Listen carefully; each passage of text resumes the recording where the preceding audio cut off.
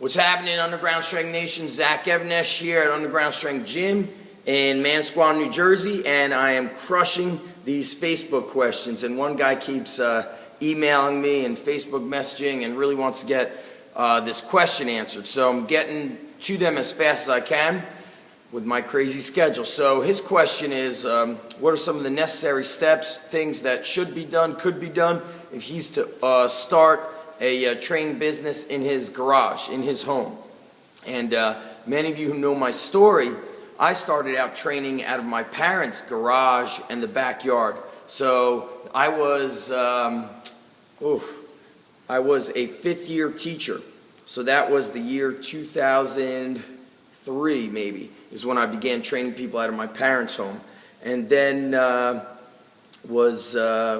maybe that year, a year or so after that, is when I purchased my first house with my fiance at the time. And before we even moved into the house, for a full year, the house was such a wreck. I had the garage renovated first, which is not really the way to score bonus points with your fiance. But that's what I did. I was so freaking passionate and so fired up to get that done that started training athletes out of the garage. So we sheetrocked the garage, we insulated it, we actually double sheetrocked it. Some of the other things that we had done after I had picked up the equipment, some of it new, some of it from eBay, Craigslist wasn't around at the time. Trying to think some of the other things, classifieds in the newspaper ads, and I really just pieced together the gym. But before any of the training was done with my parents, or actually at the house, I got my business as an LLC. So you need to have your business incorporated in some way, so it's a legal entity. That's number one. And number two, I know how strength coaches are. Most of them are very passionate, so they will just get the ball rolling and they won't get into, or they really just don't know how or where to go for information to get insurance, liability insurance, and to make sure they are protected and doing the right thing. And that's what happens when you're passionate about stuff. You just jump in and get it going. So when I was training with athletes out of my parents' home, I didn't have an LLC. I was just collecting money, probably by cash, paying me per session or per week. I can't even remember how it went, but it was $5 a workout. One thing that I'm going to tell you now, so I could keep communicating with you, is go to undergroundbizjournal.com. That way I could hook you up with the strength coach business, marketing, kind of lifestyle advices, as Arnold would say. But I'm going to highly recommend that you don't start training people until you get your business incorporated. You could go ahead probably and do that right on LegalZoom. And then through insurance, I use a company called Club Insurance. So if you go to clubinsurance.com, you speak to them and they basically send you some sort of like survey, and then that is what determines what insurance or how much insurance you're going to need. So they work with you and it's great. So that's the stuff that you need to get going from the get-go. And I think in this day and age, right here, I'm filming with an iPhone, everybody is on some sort of a smartphone. So you need to have your information on Facebook, Twitter, YouTube.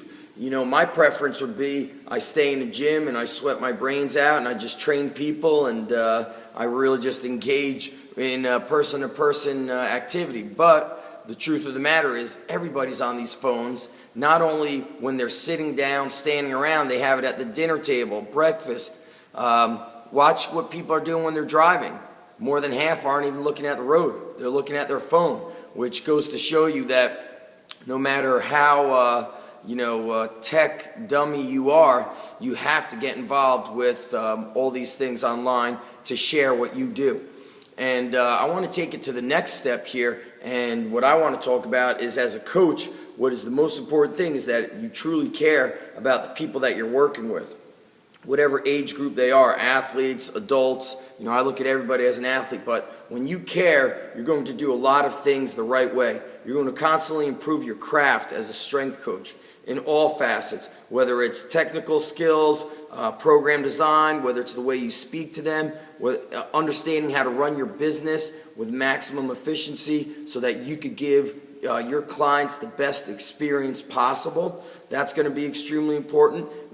And when you care, that's really something that nobody could teach you how to do it. You have to do that. And what I always tell coaches that go through our underground strength coach cert is I say on a scale of 1 to 10, you all have to be a 20, period.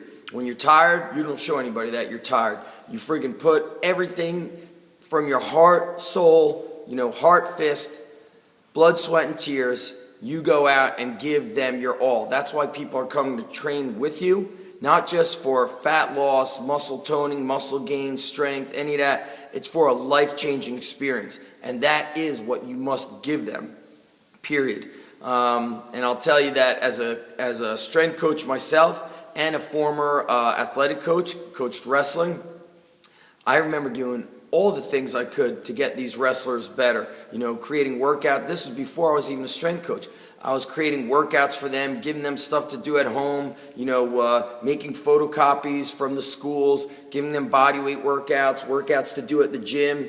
And back then, there were no wrestling clubs. So here, what I see is if I was a wrestling coach, I would be connecting with the local wrestling club, and I would be getting my entire team there. I'd organize a website so that I could communicate with them regularly, giving them training tips, updates on important events, reminding them to do X, Y, Z, ABC, the most critical things to help them be successful.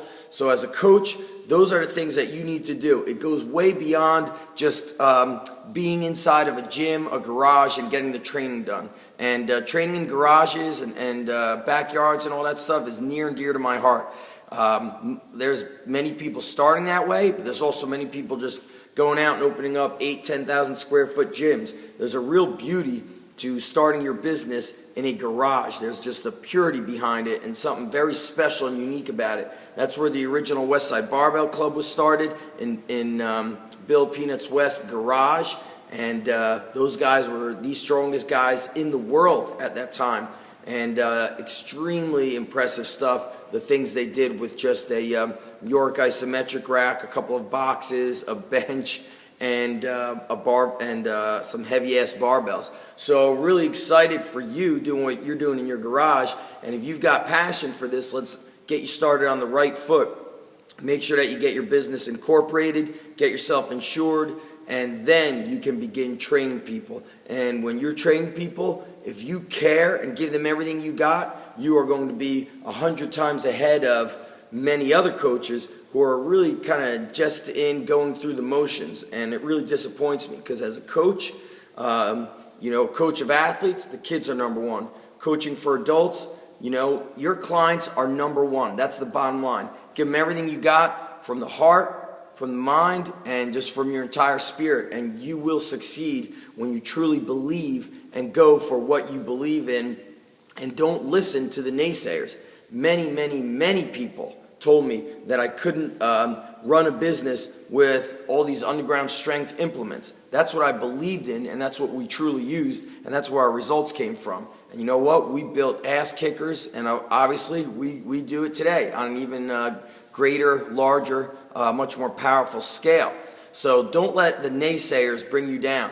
People don't understand people like you and I starting training people out of a garage. They think it's silly. They think it's for some sort of like child's game. But when you're passionate about something, you get it started by any means necessary.